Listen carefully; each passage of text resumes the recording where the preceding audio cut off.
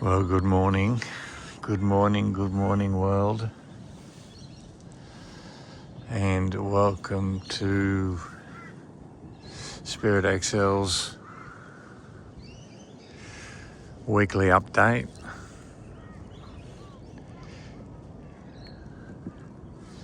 We are definitely a bit late, so really sorry about that. We've just had a bit on the last couple of weeks. It's pretty much 2 weeks. Wow, can you believe it? 2 weeks since we've been in the water. We launched 2 weeks ago today. So exciting. So excited. And we're on the water. We're on the water. It feels so good. Feels so good. Words really don't express how we feel. Feel so grateful. And so lucky to be here.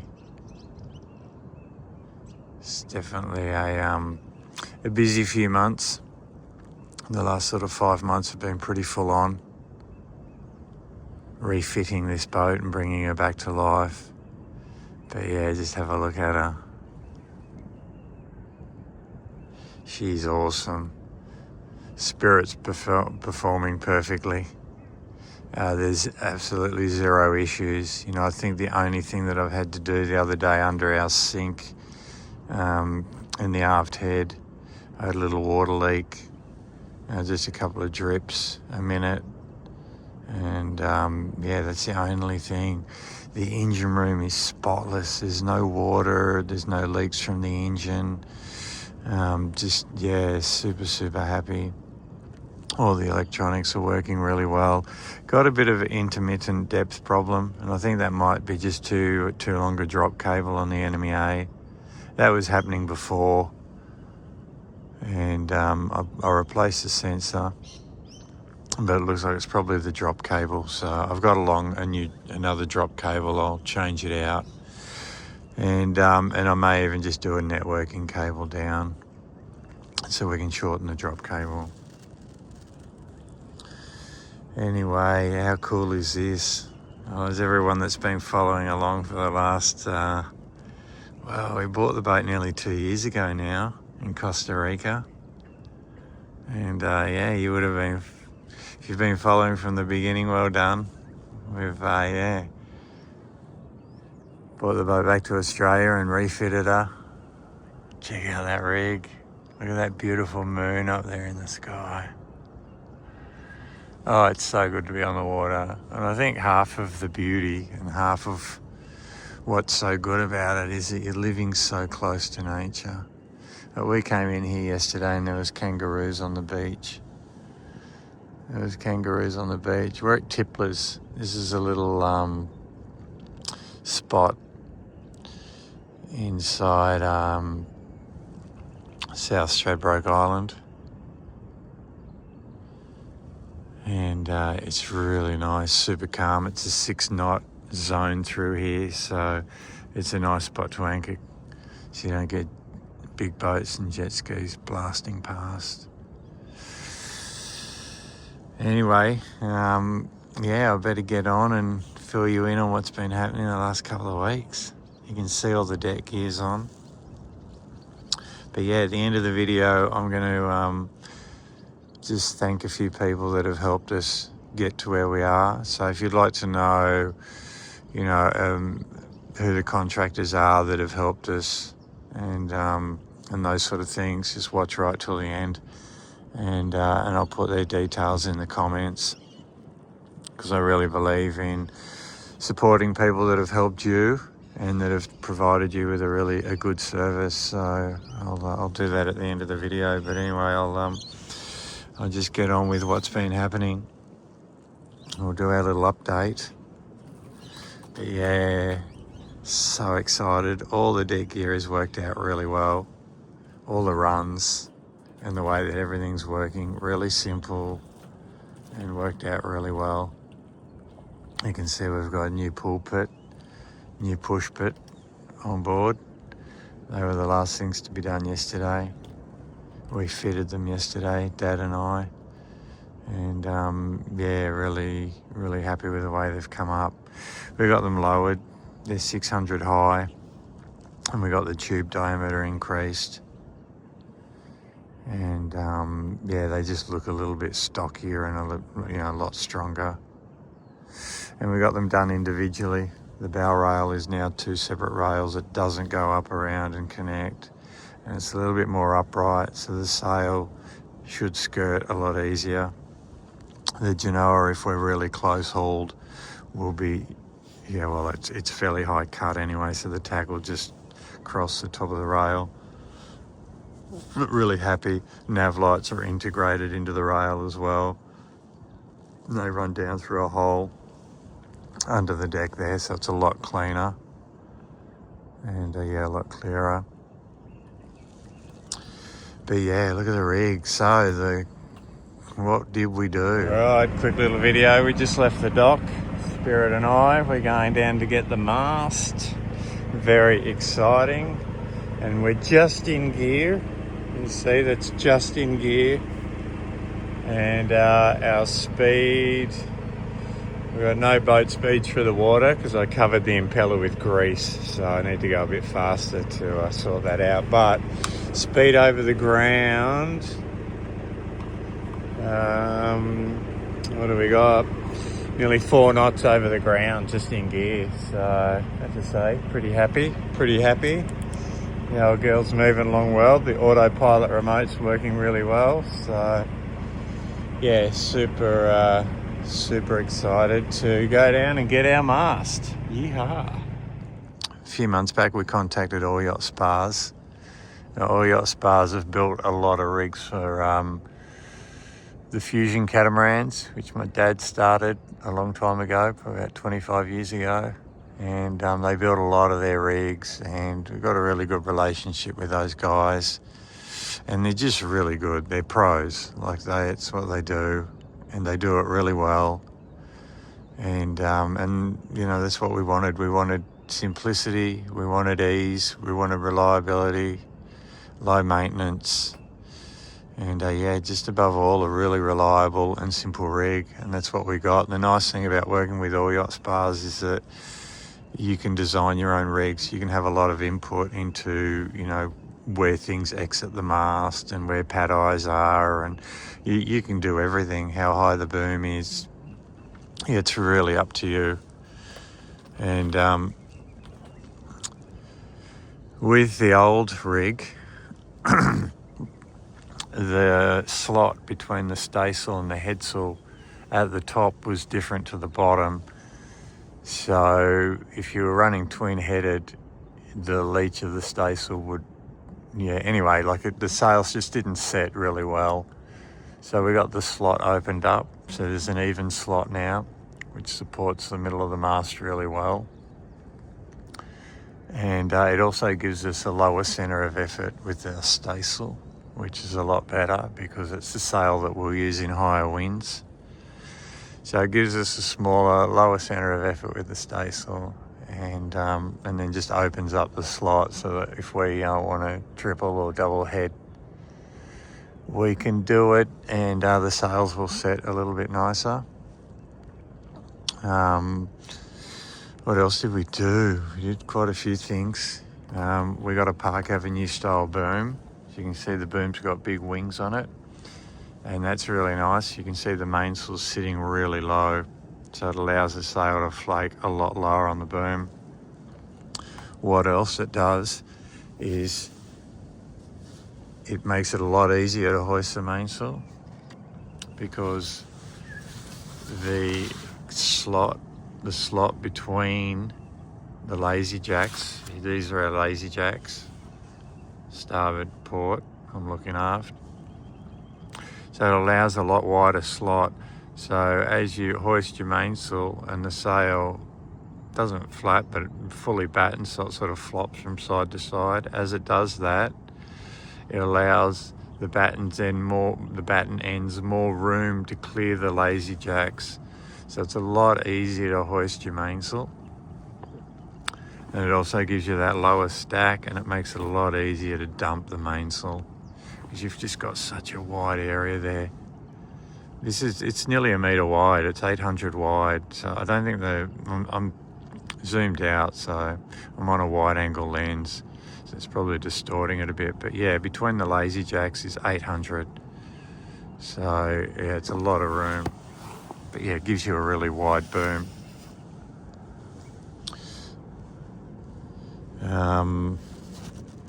Yeah, they adapted the mast base here, which is really cool. So what we did was, I'll come around the other side, a little bit easier to see. Yeah, the old mast base, we couldn't get it off. It's bolted through the deck, and then the beams are put in. So to access the bottom of the bolts is impossible because the beams are there. So to keep it simple, the guys came up with the idea of just creating this mast plate that sat on top of the old plate. Then we cut the tang down a little bit, not much. We cut the original tang down. We cut the athwart ship's tangs off, and then the 4.5 tang we just cut down a little bit. And then the shoe of the new mast just slotted over the top of it, and it fitted perfectly. Like, these guys are unreal. And then with the mast base here, I got the option of putting a lot of pad eyes around the bottom, and that's just to give us flexibility with all our lines. We got the winch taken off the mast, and we got only 2 jammers put on. So we've just got 2 clutches here, and they're the Carver KJSs. So on this side, this is our topping lift, and it's just made off on the mast. And then this red one here is our spinnaker halyard, and it goes back to the cockpit. And then the green one here is our reacher halyard, and it just dead ends here and ties off on the mast. Now, the reason why this one's here is because we use this to lift the tender. You can see it's actually on the tender at the moment. It's clipped on just there. So yeah, we use it to raise the tender, and we do that by running it to the anchor winch and then around the windlass. And it works really well. It used to run back along the cabin top into the winch on the back bulkhead, but obviously we've changed all of that, so now it's being lifted via the anchor winch, and it works really well. We did it the other day and it worked really well. But yeah, the guys came in.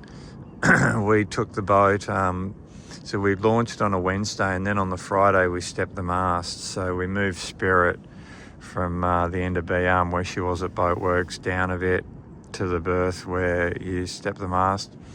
The boys came in with the rig all set up, and then a huge 90-ton crane came in, and they picked the rig up, brought it down, and they drop it onto the boat.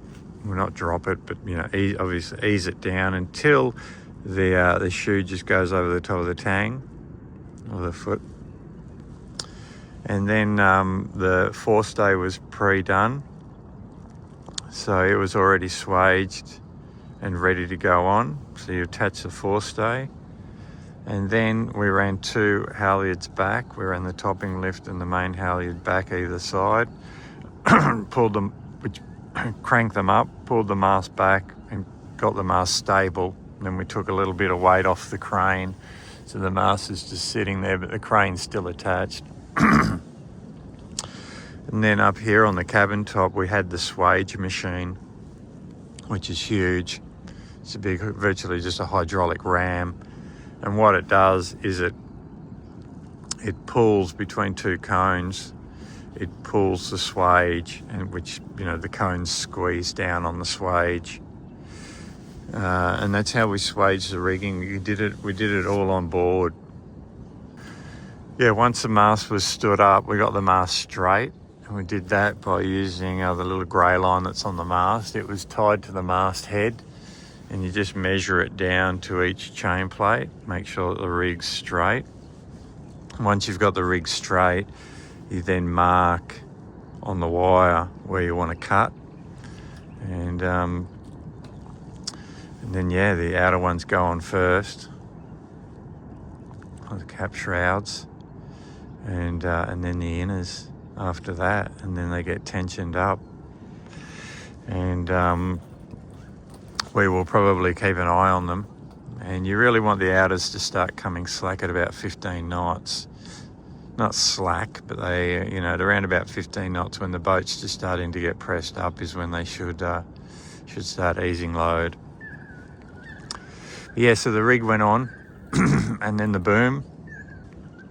After the rig went on, we then spent a few days just getting all the deck gear done, lashing the little friction rings that are our sheeting points, so the staysail sheeting point here, and then the Genoa sheeting point. Running all the lines through the jammers into the winches. So I got my push pike on board. I got to break that down today and put it away. I'll put it on one of the floats. And the same with the vacuum. It was a bit hard to part with those things. You can see the new furlers. We've got 2 new Carver furlers. Reason being the price of fixing up the old profiles and getting new ones wasn't a huge amount of difference. So these are a lot lighter. They're a simpler furler, and what I really like is that it's all soft fittings. There's no hard shackles here. You can use a hard shackle if you want, but I personally much prefer these soft shackles and lashings. Less damage. You don't wear the anodization off anything, and you can undo them without a tool. You don't need to come up here with a pair of pliers or a shifter to undo a shackle, and you don't need to mouse it. Yeah, much better option. And you can see what's really nice about this bow rail is we can step through the front now. So it's a lot easier to handle the bridle for the anchor chain, and it'll be a lot easier when we've got the prodder out the front to attach the tack of the reacher. Yeah, I've got to wire up the nav lights today, and but yeah, they go down. I've got to clean up the bases as well. I put a little bit too much silicone around, but not silicone, but Fix Tech. The boat's really light. It's unbelievable. We're full of water. We've got the dinghy on board and all our gear, and that float's just kissing the water, which is really, I have to say, the boat's definitely a lot lighter. We have for sure lost a bit of weight during the refit. The transom is up a lot further, and the same with the waterline on the bow. We've got a few inches of clearance there, and the same at the transom. So yeah, really happy. Yeah, really happy with it. Look at that. She looks awesome. Awesome. So you can see this is our staysail and our Genoa halyards here on the mast.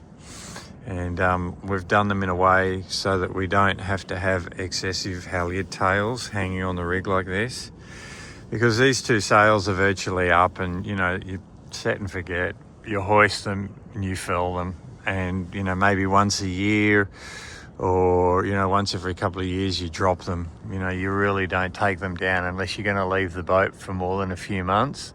There's no reason to drop either of these sails unless there's damage or you're going to leave the boat. So it's a shame to have so much halyard tail sitting here. You've got really the mast length and a few meters that normally just hang on the rig, or you run them back to the cockpit and they take up all the room in the cockpit. So one way of getting rid of that problem is to just have them end on the mast, and we'll have a track and a car on the track, and you normally tension the halyard by you attach a car. What you do is you run a line up and attach it to the car, and then you tension that line via a windlass at the mast base, and you just slide the car up and down the track, and that tensions your halyard. And then when you want to drop it, you tie a mousing line to the halyard and you take it off the car and you ease it. Well, we've just pretty much created the same thing here, but with a lashing and a pad eye. So we have 2mm Dyneema. It's about this thick, so it can, hold over 1,000 kilos. So we attach it through the splice there, and then we run it down through a turning block, and then we take it to the winch. And so to hoist the sail, this tail here, when we hoist the sail, would be at the top of the mast, and the other end that's now at the top of the mast would be at the deck, connected to the sail. So to hoist, we sit here with the tail of the mousing line around the winch. We pull on that, which pulls up here, which pulls the tail through the mast, and it pulls the sail up. So the sail goes up, and the tail of the halyard comes down the mast with the mousing line, and then it gets to about here. Once it gets to there, we then get this thicker Dyneema, and we lash it through here, and then we tension the lashing, and that's how we tension the luff of the sail, by tensioning these lashings. And it works really well. It's super simple. It you can see, like, the mast is really clean, so you don't have to worry about lines unwrapping off the mast and going down and wrapping around the prop, especially while you're at sea in rough conditions. And it just keeps the mast really clean. You're not spending money on 20 meters of halyard tail that just sits on the mast and gets attacked by the UV. And then the other thing is, it does take a little bit of compression out of the mast as well, especially if you're not, because you're not running the halyard through a turning block and then back. This adds a little compression to the mast base. So yeah, there's a lot of benefits to it, and it's a little bit fiddlier. I hope I've explained it well. Probably sounds a bit confusing, but yeah, when we want to drop it, I'll just run that mousing line through there, tie it around there, undo that lashing, and then ease the sail down. Works a treat. Yeah, all the deck gear went on well. All the little friction rings and lashings worked really well. With these bow rails, I plan to run a thin Dyneema, 3mm Dyneema through the middle of it, and then from the top down to here. So the old bow rail used to come back and then down to here, where we've shortened it. And from here up, we'll take Dyneema. It'll look really nice. It'll look super trick. Our window covers are just beautiful, aren't they? The hard top here has worked out a treat. It is awesome. It's awesome. Someone wrote in the comments whether these posts get in the way, and they don't, not at all. And being black, they sort of get hidden a little bit in the background. I've taken a few pictures of the boat, and yeah, because of the black posts, you really don't see them in any photos, so it's super cool. And yeah, I think they've worked out great. I really do. I don't think it could have worked out better. Got the guys from Evolution Sales to quickly whip us up a door. So that's our door. I think I've been speaking about this and a few people didn't understand what I was doing, but yeah, that's our door for our companionway. Super simple. It's just sail material. This Dacron with a bit of Velcro down the side. And then in the bottom, a batten. You get a little batten put in the bottom, then you can roll it up. And always roll it, and this is something, when you roll it inwards. If you roll it outwards and there's any moisture or anything, it gets caught. When you roll it inwards, it's a lot cleaner on the inside of the boat. So we always roll any covers, whether they're the shades for the outside of the boat, we'll always roll them in so that they sit up on the inside and they don't get anything falling in them. If you roll them the other way, you'll find moisture and dirt and stuff falls in them. Everything's working great. Autopilot is a dream. The remote's a dream. Same with the anchor winch. I was back here yesterday with the remote and I dropped the winch. When I hoisted the sails the other day, I did it on my own as well, just as a test. You know, the whole thing is to make this boat easy to operate, make it easy. And then if it's easy, well, we can do it on our own. And yeah, the easier it is to do it, the more you'll do it. So yeah, all right. Inside, we've done a fair bit. Not a fair bit, just a couple of things. But I put in the winches are now working, the electric winches. So these two forward winches, this one and this one on port, they're both electric. So I put the buttons just below the winch. When you're operating the winch, you really want to have both hands free to operate the winch. And the nice thing about this is one's slow and one's high speed, and you can put your toe in the middle of the button there and you can operate them. And you can use both hands to handle the sheet or the halyard while your feet control the winch. And it's the same, you can use your right foot or your left foot. I've put in a little USB down here, that's our anchor light. We use this as a cockpit light. It's also our anchor light. I prefer to have an anchor light that is lower and that brightens up the whole boat at night, that illuminates the boat. So I put we put the anchor light here because it illuminates the boat. I think sometimes the anchor light right at the top of the mast can be deceptive with stars. And I like a security reason as well. You know, I think if the boat's lit up, you got less chance of people coming on board at night because, you know, they can be seen. Whereas if your boat's dark and you've only got an anchor light up the top, I just don't think it's as safe. So yeah, that's where we run ours. We run it down to there. And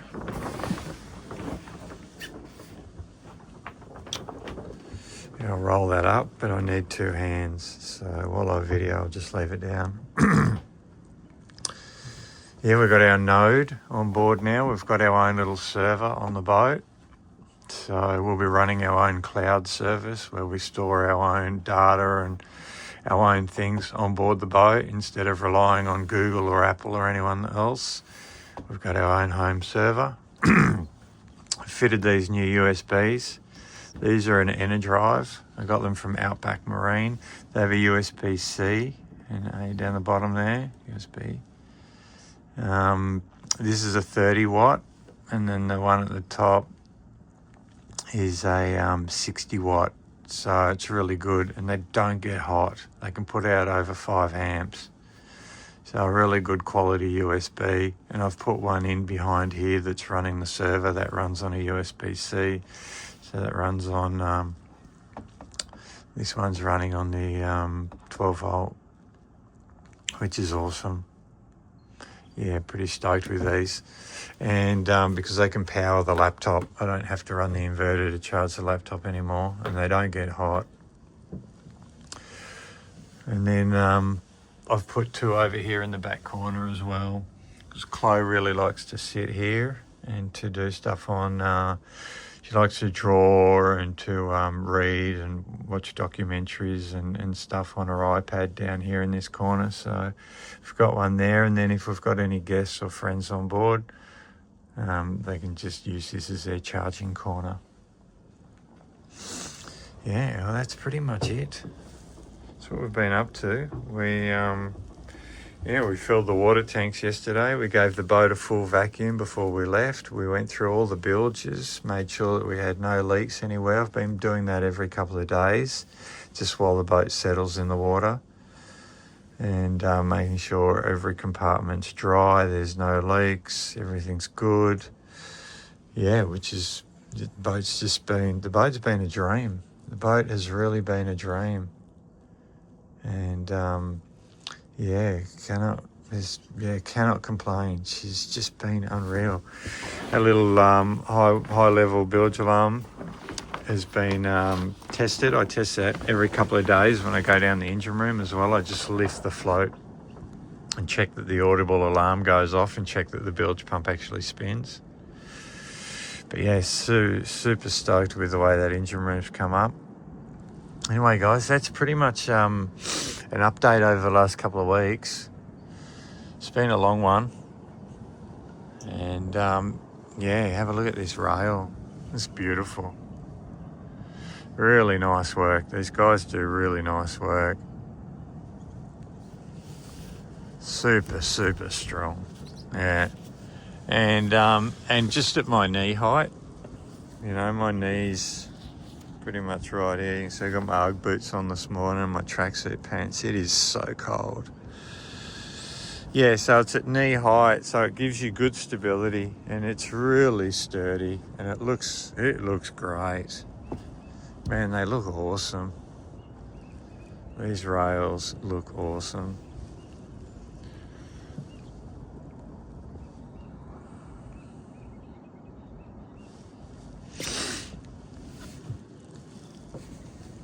See,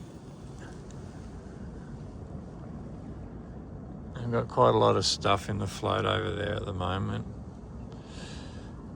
You got the dinghy, the bike, all the stuff. You got a couple of stand-up boards, got all the sails, the reacher, the spinnaker that we got from Phil, a few extra sheets, spare halyards. So a little bit down over here. Waterline's still showing, so that's pretty good.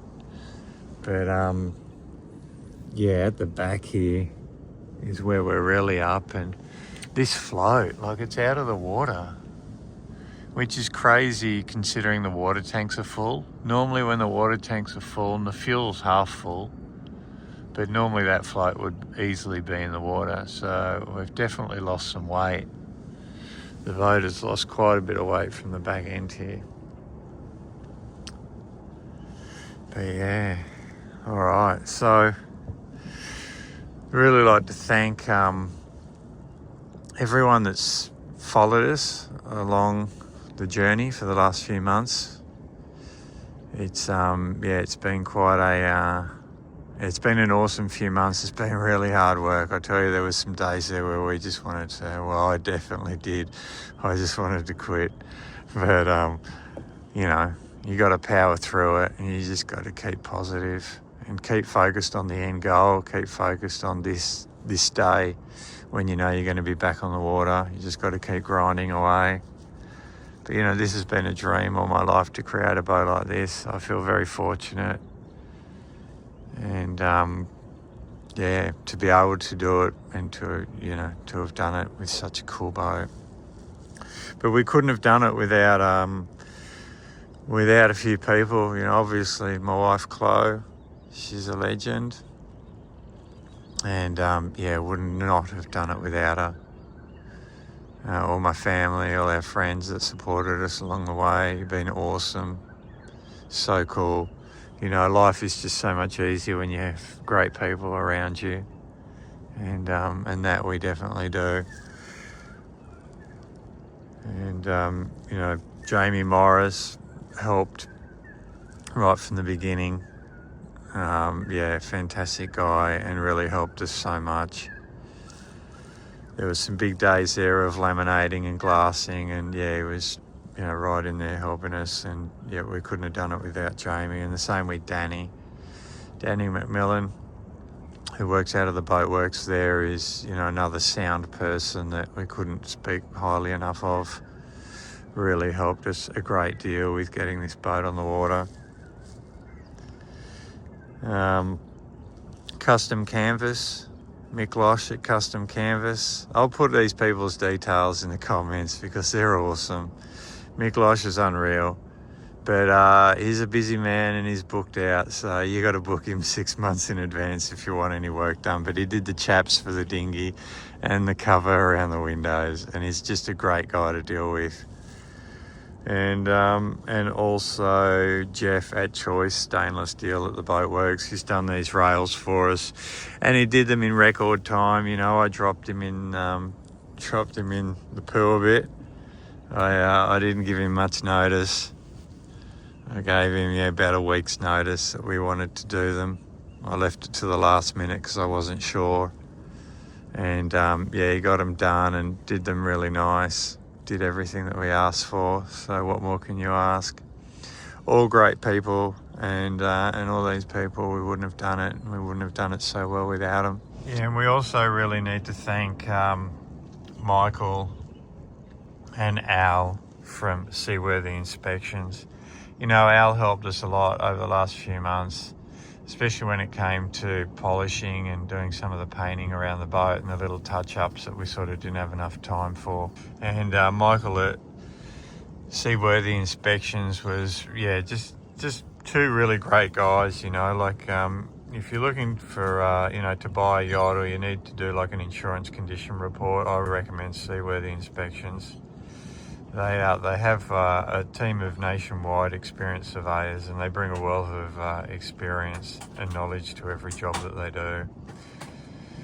I believe that they deliver thorough and professional reports, and they make the process simple. So I'll put their contact details also down in the comments section. And if you're looking for a survey report or just an inspection on a boat, I really recommend them. Great guys. And they just get the job done. And also, you guys following along, all your positive comments, man, I tell you, it helps so much. Reading the comments when you're having those days where you're a bit down, reading positive comments is really inspires us to keep pushing. So thank you so much. Hope everyone's having a great week. We will try and do these updates. Look, I'll try and put them out a bit more regularly. And I'll try and give you an update of what we're doing, where we're going and what we're up to, anything interesting along the way. But for now, it's just a slow cruise north to warmer waters, warmer temperatures. And we'll just slowly test everything out. We'll get the rig up, the sails out, and push the boat a little bit and see how the rig performs and how everything goes. But we'll do that slowly and as the weather permits. But best wishes to everyone. Thanks so much for following along, and look forward to sending you another update next week, hopefully from a few miles north. But cheers, and best wishes from all aboard Spirit.